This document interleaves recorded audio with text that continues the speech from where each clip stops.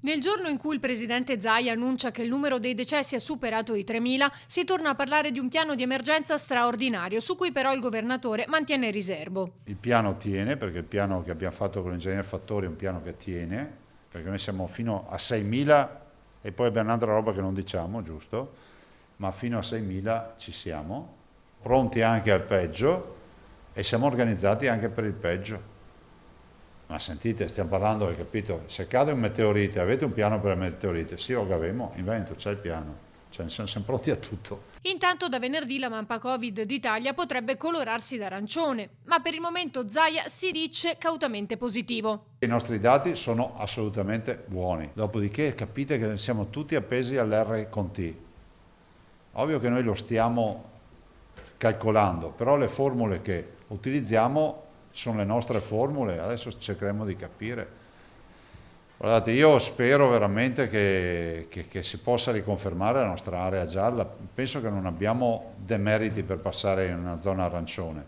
La conferenza stampa è stata l'occasione per rendere noti i numeri delle forniture di dispositivi individuali distribuiti dal 26 febbraio a oggi, in strutture sanitarie, medici di base, pediatri di libera scelta, case di riposo, strutture sociosanitarie. Calzari 1.984.770, camici 5.651.038, cuffie 2.306.650, guanti 25.799.440, mascherine chirurgiche 31.623.351.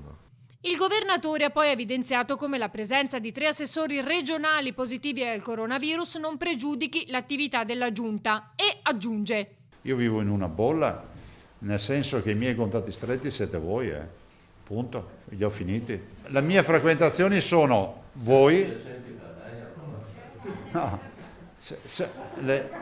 siete voi, il gruppo di lavoro sopra che saremo 5 o 6 e poi a casa mia moglie, punto. E per concludere, sui test fai da te, l'appello è a chi riceve proposte d'acquisto. Lo strumento che abbiamo presentato non è vendibile, non è utilizzabile perché non è, primo, validato, secondo, autorizzato. Per cui chiunque va a proporlo in giro, io non so se sia vera sta roba, propone una roba che non può fare, è illegale.